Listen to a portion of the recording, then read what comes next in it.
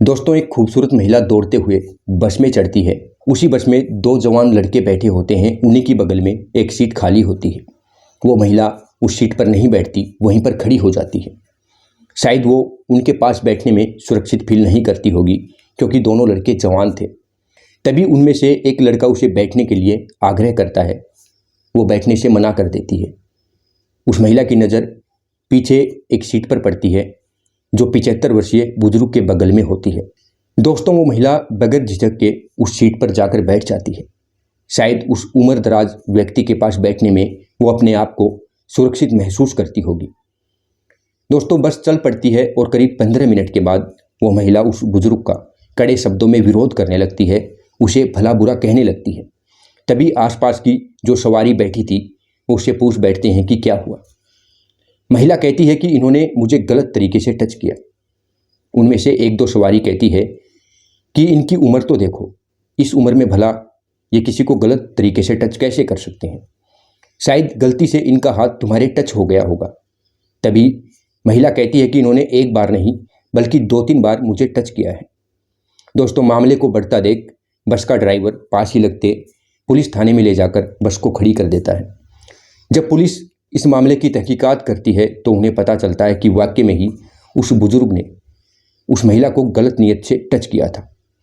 दोस्तों, उम्र दराज हो जाने का मतलब ये नहीं होता कि किसी को संस्कारी होने का लाइसेंस प्राप्त हो जाता है। इसका मतलब ये कतई नहीं होता कि उम्र दराज हो चुके व्यक्ति के जज्बात और उसके दिल की तमन्नाएं खत्म हो जाती हैं। दोस्तों, इन्हीं बातों को सत्यापित करती है बिहार के नालंदा में अस्थावा थाना क्षेत्र में एक पॉलिटेक्निकल कॉलेज के पास 30 वर्षीय वीनो देवी नाम की विधवा औरत जो चाय की दुकान चलाया करती थी।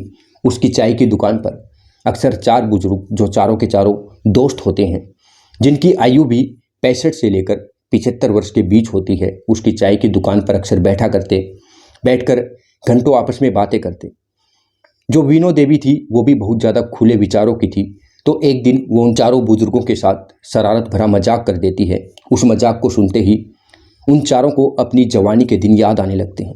दोस्तों, समय गुजरने के साथ साथ उन चारों की उस चाय वाली के साथ दोस्ती बहुत गहरी हो जाती है। अब जो चारों बुजुर्ग थे, उनके दिमाग पर उस चाय वाली का भूत सवार हो जाता है। उठते बैठते सोते जागते हर समय उस चाय वाली की तस्वीर उनके दिमाग में घूमती रहती। एक दिन चारों वे आपस में बात करते हैं तो डिसाइड करते हैं कि शायद हम चारों इससे प्यार करने लगे हैं। तभी वो आपस में एकत्रित होकर एक दिन उसके पास आते हैं और चारों एक साथ मिलकर अपने प्यार को आपस में डिवाइड करते हुए उस महिला के सामने प्रेम प्रस्ताव रखते हैं। महिला भी उन चारों का खुद के प्रति इतना अथाह प्रेम देखकर उन्हें मना नहीं कर पाती, उनका प्यार का प्रस्ताव एक्सेप्ट कर लेती है। ये बात सुनते ही चारों बुजुर्गों के दिल में खुशी के लड्डू फूट पड़ते हैं, मानो उनके जवानी के दिन दोबारा वापस लौट आए हों। उनके शरीर में एनर्जी की लहर दौड़ जाती है।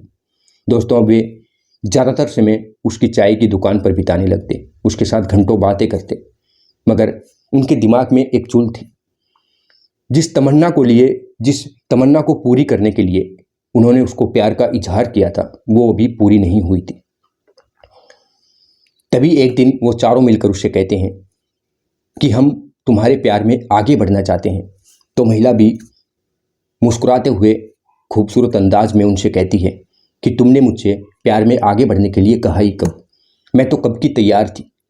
दोस्तों, ये बात सुनते ही चारों के चारों जोर जोर से हंसने लगते हैं। दोस्तों, महिला भी उनसे कह देती है कि समय आने पर मैं तुम चारों को अपने अपने प्यार का हिस्सा जरूर दूंगी। दोस्तों, वो समय भी आ जाता है। एक दिन वो उनके पास कॉल करती है। शाम के वक्त वो उन्हें अपने घर पर बुलाती है। चारों बुजुर्ग एक साथ उसके घर पर जाते हैं। एक पति पत्नी के बीच जो संबंध होता है, चारों बुजुर्ग उसके साथ संबंध कायम करते हैं। अपने अपने हिस्से का प्यार उसके साथ बांटते हैं, शेयर करते हैं। रात भर उसके साथ प्यार भरी बातें करते हैं। उन चारों को अपने खालीपन को भरने की साथी मिल चुकी थी। वो चारों उससे कहते हैं कि अब हम अपनी बाकी बची ज़िंदगी तुम्हारे साथ गुजारना चाहते हैं। दोस्तों, अब जब भी उन चारों का उसके साथ मिलने का दिल करता, वो उसके घर पर आ जाते और पूरी रात भर उससे अपना अपना हिस्से का प्यार जताते।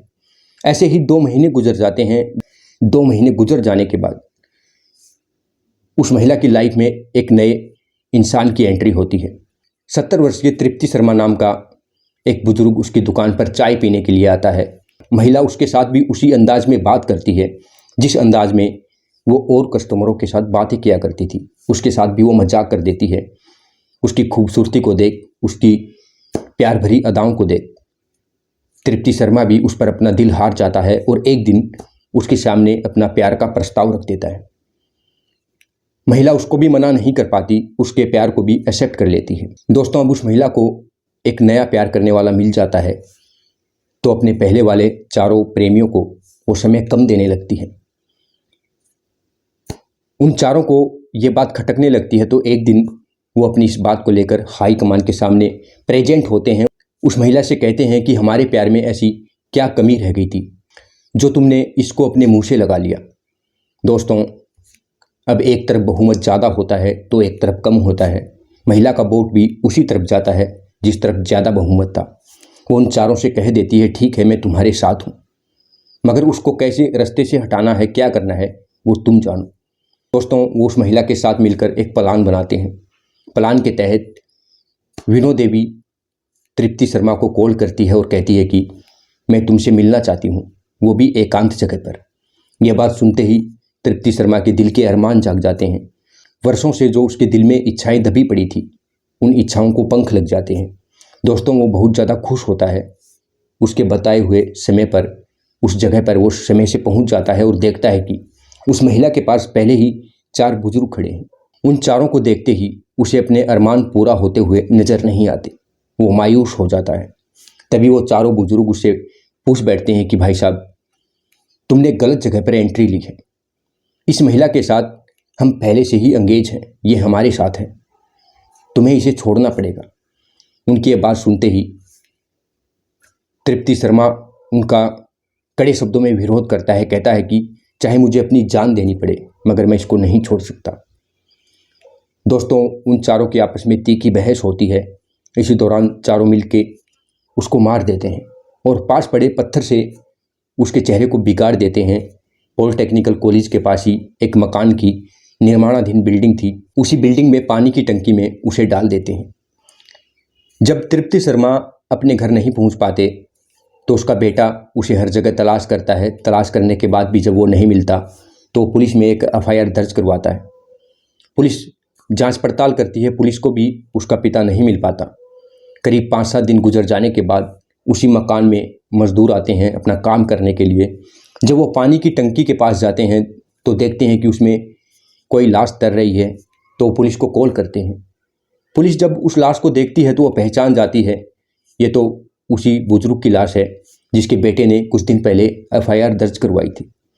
पुलिस इस मामले की जांच पड़ताल करती है दोस्तों, तो उन्हें पता चलता है कि तृप्ति शर्मा चाय वाली के पास ज़्यादा समय बिताया करता।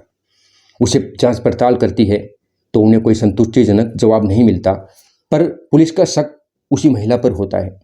मगर दोस्तों, उस विधवा औरत पर पुलिस भी बगैर किसी पक्के सबूत के हाथ नहीं डालना चाहती थी। पुलिस तृप्ति शर्मा के कॉल को ट्रैकिंग पर लगाकर छोड़ देती है। 3-4 महीने गुजर जाने के बाद विनो देवी को यकीन हो जाता है कि शायद अब पुलिस हमें नहीं पकड़ पाएगी। वो उस बुजुर्ग के फ़ोन को स्विच ऑन कर देती है। स्विच ऑन करते ही पुलिस लोकेशन को ट्रैक करते हुए उसके पास पहुंचती है, पूछती है कि तुम्हारे पास ये फ़ोन कहाँ से आया।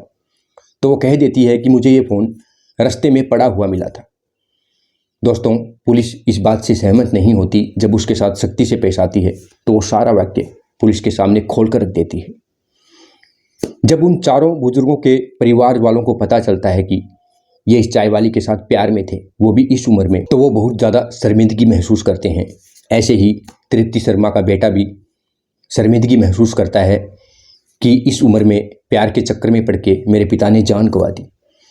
दोस्तों, मेरे कहने का मतलब ये है कि किसी इंसान के उम्र दराज हो जाने से, उसमें बुढ़ापा आ जाने से, इसका मतलब ये नहीं होता कि उसके दिल के जज्बात अरमान मर चुके हैं। जिस जवानी के दौर से आज हम गुजर रहे हैं वो उस जवानी के दौर से गुजर चुके हैं। मगर दोस्तों, ये बात सिर्फ मानसिकता पर डिपेंड करती है। एक जवान लड़का भी सही मानसिकता का हो सकता है, एक बूढ़ा आदमी भी विकृत मानसिकता का हो सकता है। दोस्तों, अगर आपको ये कहानी पसंद आई हो तो प्लीज़ कमेंट करके ज़रूर बताना और साथ ही साथ वीडियो को लाइक और चैनल को सब्सक्राइब जरूर कर देना, ताकि मुझे भी मोटिवेशन मिलता रहे और मैं आपके लिए सच्ची घटनाओं पर आधारित ऐसी ही अच्छी अच्छी कहानियाँ लेकर आता रहूँ। तब तक के लिए नमस्कार।